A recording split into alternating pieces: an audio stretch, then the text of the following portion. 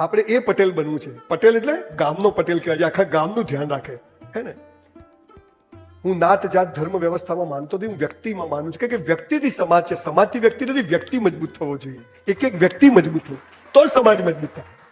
અને એટલે સૌથી પહેલી પાયાની વાત કે વ્યક્તિ મજબૂત ક્યાંથી થાય એ વાત હું તમને કરવા આવ્યો છું.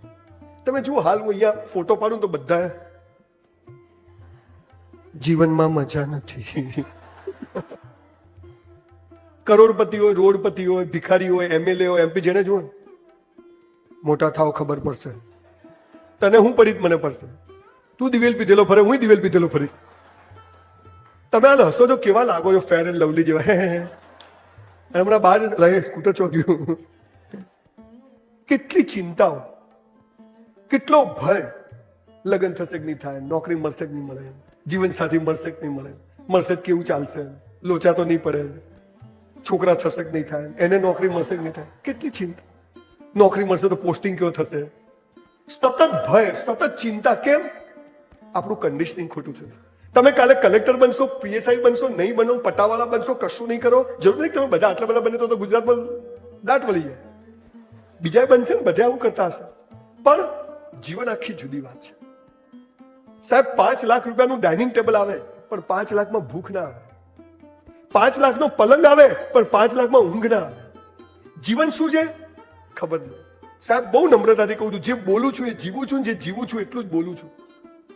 સંસ્કાર હશે ને, સંસ્કાર ખાનદાની, તો પૈસો જખ મારીને આવશે, પણ પૈસા હશે ને તો સંસ્કારો નહીં આવે સાહેબ. આ વાત લખી રાખ. આ સૌથી પાયાની વાત. આજે જે બધું આ લવ મેરેજ ને મેરેજ ને સોશિયલ મીડિયા, ક્યાં છો? ઠોકાઈ જશે ઘેર જતો છાનો મને. આખું જુદું છે. આપણે એક પટેલ મળ્યા મહેસાણા, મને કે તમે કે કરતા હતા ને પછી બેબલીને મોબાઈલ લાવી આલ્યો. મેં તું કેમ? મને કે એનું ધ્યાન રહે ને. મેં તો હવે આખું ગોમ એનું ધ્યાન રાખશે. આ ખબર જ નહીં.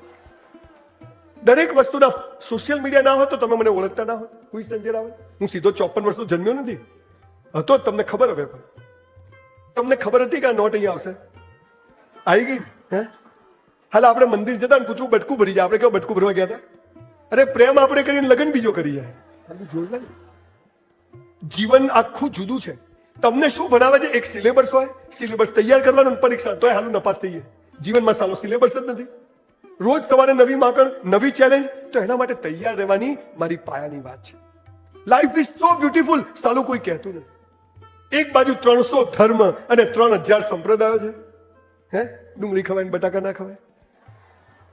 બીજી બાજુ આપણી બોગસ એજ્યુકેશન સિસ્ટમ છે, જ્યાં 5000 નોકરીઓ માટે 10 લાખ લોકો લાઈનમાં ઉભા છે.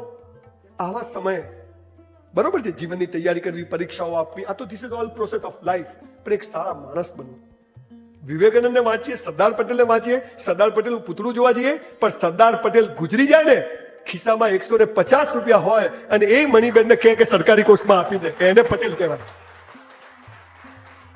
આ પટેલ અને આ વિવેકાનંદના પુતળા તો તમે રાખી શકો ને એનું નામ લઈ શકો.